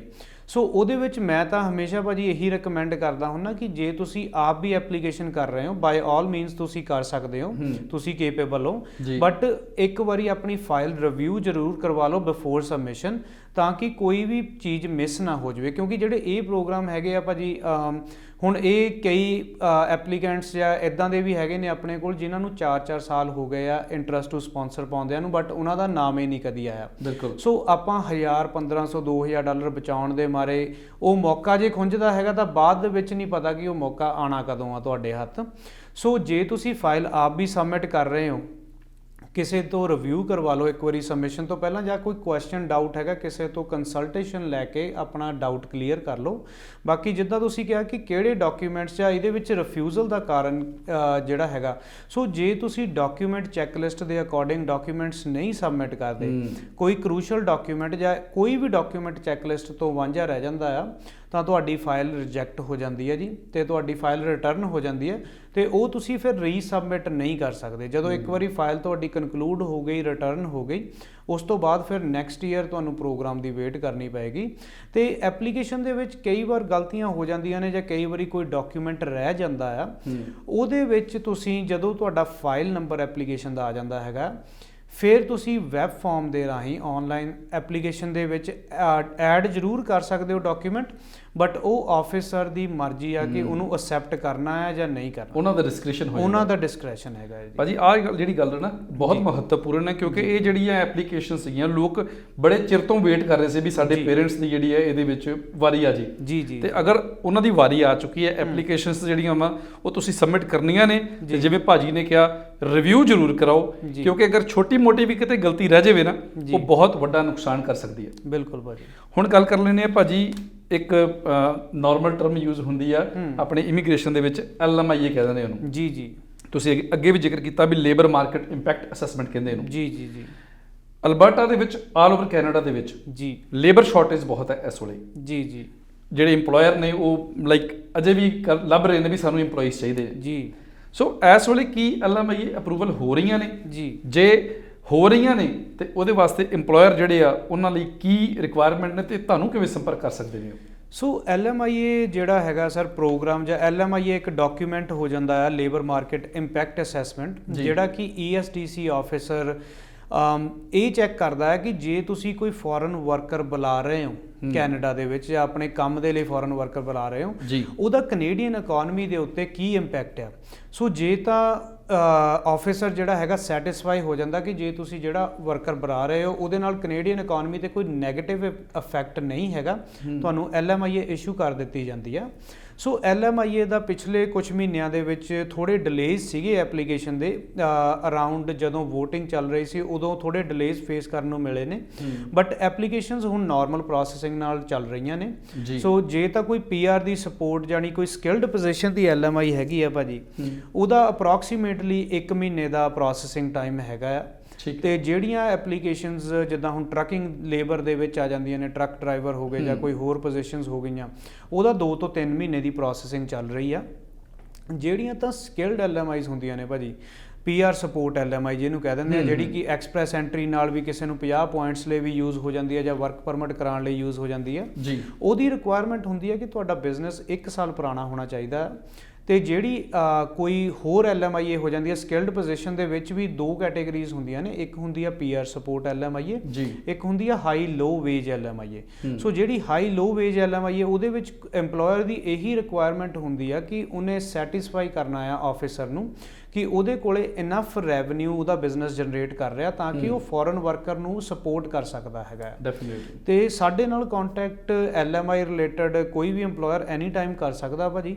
7802464848 ਆਪਣਾ ਬਿਜ਼ਨਸ ਨੰਬਰ ਹੈਗਾ ਜੀ। ਤੇ ਯੂਨਿਟ 207 2603 ਹਿਊਜ਼ ਵੇ ਤੇ ਆਪਣਾ ਆਫਿਸ ਆ। ਐਨੀ ਟਾਈਮ ਤੁਸੀਂ ਵਿਜ਼ਿਟ ਕਰ ਸਕਦੇ ਹੋ। ਕੋਈ ਵੀ ਕੁਐਸਚਨ EMPLOYER ਨੂੰ ਕਿਸੇ ਨੂੰ ਆਪ ਵੀ ਐਪਲੀਕੇਸ਼ਨ ਕਰ ਰਿਹਾ ਕੋਈ ਡਾਊਟ ਹੈਗਾ ਕਿਸੇ ਚੀਜ਼ ਬਾਰੇ ਕਦੀ ਵੀ ਕਲੀਅਰ ਕਰ ਸਕਦੇ ਹੋ। ਜੀ ਜੀ ਜੀ ਤੇ ਭਾਜੀ ਬਹੁਤ ਸਾਰੇ ਲੋਕ ਹੋਣਗੇ ਖਾਸ ਕਰਕੇ ਅਗਰ ਗੱਲ ਕਰੀਏ ਇੰਟਰਨੈਸ਼ਨਲ ਸਟੂਡੈਂਟਸ ਦੀ ਜੀ ਉਹ ਅਲਬਰਟਾ ਦੇ ਵਿੱਚ ਪੜ੍ਹਨ ਆਏ ਜੀ ਇੱਥੇ ਪੜ੍ਹੇ ਹੁਣ ਇੱਥੇ ਉਹ ਕੰਮ ਕਰ ਰਹੇ ਨੇ ਵਰਕ ਪਰਮਿਟ ਤੇ ਨੇ ਜੀ ਜੀ ਜਾਂ ਜਿਹੜੇ ਵਰਕ ਪਰਮਿਟ ਤੇ ਹੀ ਇੱਥੇ ਆਏ ਨੇ ਉਹਨਾਂ ਲਈ PR ਅਪਲਾਈ ਕਰਨ ਦੇ ਲਈ ਅਲਬਰਟਾ ਦੇ ਵਿੱਚ ਕਿਹੜੇ-ਕਿਹੜੇ ਪ੍ਰੋਗਰਾਮ ਅਵੇਲੇਬਲ ਨੇ ਜੀ?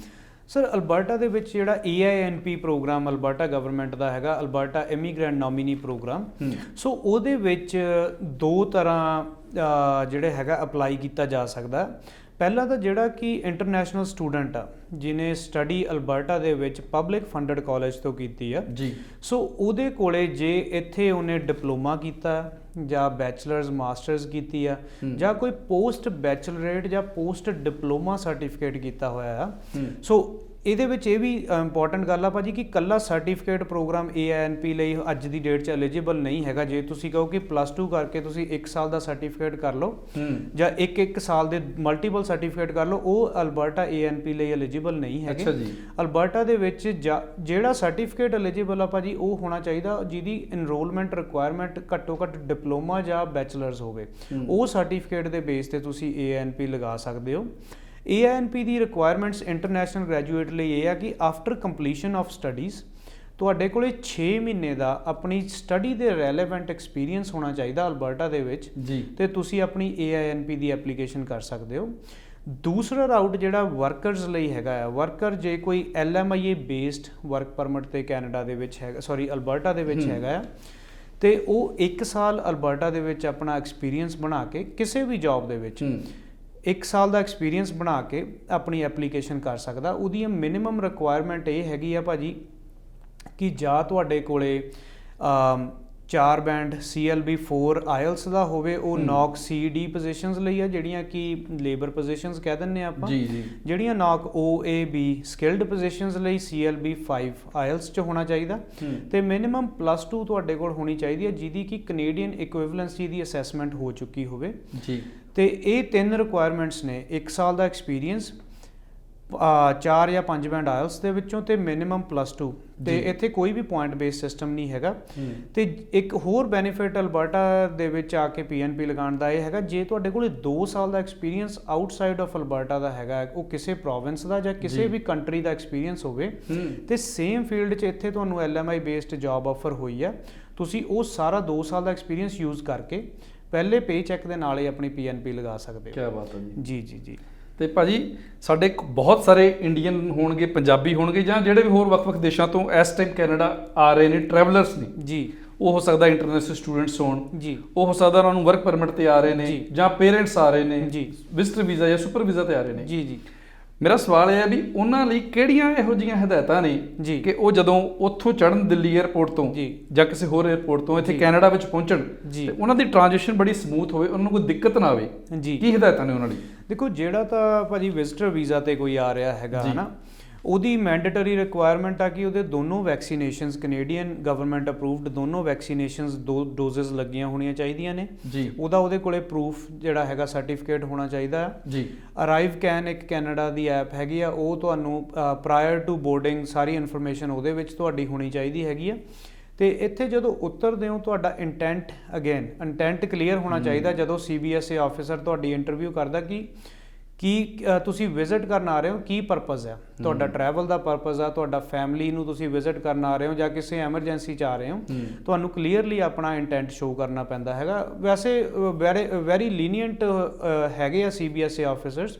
ਜੇ ਤੁਹਾਨੂੰ ਪ੍ਰੋਬਲਮ ਲੈਂਗੁਏਜ ਬੈਰੀਅਰ ਆ ਤਾਂ ਤੁਸੀਂ ਟਰਾਂਸਲੇਟਰ ਰਿਕੁਐਸਟ ਕਰ ਸਕਦੇ ਹੋ 에ਅਰਪੋਰਟ ਦੇ ਉੱਤੇ। ਤੇ ਜਿਹੜੇ ਸਟੱਡੀ ਪਰਮਿਟ ਤੇ ਆ ਰਹੇ ਨੇ ਉਹਨਾਂ ਕੋਲੇ ਪ੍ਰੋਪਰ ਪ੍ਰੂਫ ਆਫ ਐਨਰੋਲਮੈਂਟ ਹੋਣਾ ਚਾਹੀਦਾ ਹੈ ਜੀ ਤੇ ਵੈਕਸੀਨੇਸ਼ਨ ਲੱਗੇ ਹੋਣ ਤਾਂ ਕਿ ਤੁਹਾਨੂੰ ਕੁਆਰੰਟਾਈਨ ਨਾ ਕਰਨਾ ਪਵੇ। ਵਰਕ ਪਰਮਿਟ ਤੇ ਜਿਹੜੇ ਆ ਰਹੇ ਨੇ ਉਹਨਾਂ ਕੋਲੇ ਆਪਣੇ ਪ੍ਰੋਪਰ ਡਾਕੂਮੈਂਟਸ ਕਿ ਕਿੱਥੇ ਵਰਕ ਕਰ ਰਹੇ ਨੇ ਤੁਹਾਨੂੰ ਸਾਰੀ ਇਨਫੋਰਮੇਸ਼ਨ ਤੁਹਾਨੂੰ ਪਤਾ ਹੋਣੀ ਚਾਹੀਦੀ ਹੈਗੀ ਆ।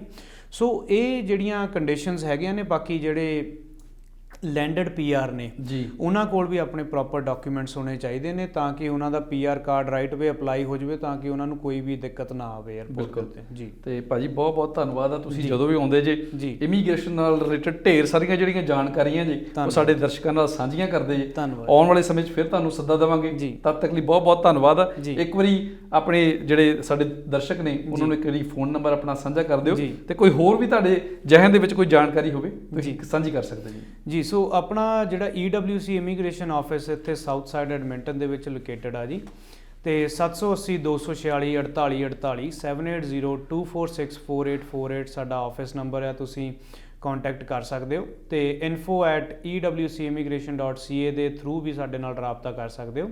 ਕਿਸੇ ਵੀ ਤਰ੍ਹਾਂ ਦੀ ਇਮੀਗ੍ਰੇਸ਼ਨ ਦੀ ਕੋਈ ਜਾਣਕਾਰੀ ਚਾਹੀਦੀ ਹੈ, ਕੋਈ ਜਾਂ ਕਿਸੇ ਵੀ ਤਰ੍ਹਾਂ ਦੀ ਕੈਨੇਡੀਅਨ ਇਮੀਗ੍ਰੇਸ਼ਨ ਦੀ ਕੋਈ ਫਾਈਲ ਤੁਸੀਂ ਸਾਡੇ ਤੋਂ ਕਰਵਾਉਣੀ ਹੈਗੀ ਆ, any time you are most welcome. ਤੇ ਬਹੁਤ ਬਹੁਤ ਧੰਨਵਾਦ ਮਨਜੀਤ ਭਾਜੀ ਦਾ ਸੱਦਾ ਦੇਣ ਲਈ, ਤੇ ਆਡੀਅנס ਦਾ ਵੀ ਬਹੁਤ ਬਹੁਤ ਧੰਨਵਾਦ ਜਿਹੜੇ ਕਿ ਜੁੜੇ ਹੋਏ ਨੇ। ਬਹੁਤ ਬਹੁਤ ਧੰਨਵਾਦ ਨਗਰ ਸਾਹਿਬ ਇੱਕ ਵਾਰ ਫਿਰ ਤੋਂ, ਤੇ ਫਿਰ ਮਿਲਦੇ ਹਾਂ ਜੀ। ਧੰਨਵਾਦ ਜੀ। ਸੋ ਇਹ ਸਨ ਜੀ EWC ਇਮੀਗ੍ਰੇਸ਼ਨ ਤੋਂ ਸਰਦਾਰ ਅਨਮੋਲ ਸਿੰਘ ਨਾਗਰਾ। ਆਸ ਕਰਦੇ ਹਾਂ ਕਿ ਇਹ ਜਿਹੜੀਆਂ ਜਾਣਕਾਰੀਆਂ ਨੇ, ਅਪਡੇਟਸ ਨੇ, ਤੁਹਾਡੇ ਲਈ ਲਾਹੇਵੰਦ ਹੋਣਗੀਆਂ। ਤੁਸੀਂ ਕਿਸੇ ਵੀ ਇਮੀਗ੍ਰੇਸ਼ਨ ਨਾਲ ਰਿਲੇਟਡ ਜਾਣਕਾਰੀ ਲੈਣੀ ਚਾਹੋ, ਇਹਨਾਂ ਦੇ ਫੋਨ ਨੰਬਰ ਤੇ ਸੰਪਰਕ ਕਰ ਸਕਦੇ ਜੇ। ਆਉਣ ਵਾਲੇ ਐਪੀਸੋਡ ਵਿੱਚ ਕੁਝ ਹੋਰ ਸ਼ਖਸੀਅਤਾਂ ਨਾਲ ਤੁਹਾਡੀ ਮੁਲਾਕਾਤ ਕਰਾਵਾਂਗੇ। ਤਦ ਤੱਕ ਮਨਜੀਤ ਸਿੰਘ ਫੇਰੂਮਨ ਨੂੰ ਦਿਓ ਜੀ ਇਜਾਜ਼ਤ। ਤੁਸੀਂ ਦੇਖਦੇ ਰਹਿਣਾ ਪੰਜਾਬੀ ਨੈਸ਼ਨਲ ਟੈਲੀਵਿਜ਼ਨ। ਉਮੀਦ ਤੁਹਾਡੀ, ਕੋਸ਼ਿਸ਼ ਸਾਡੀ। ਧੰਨਵਾਦ।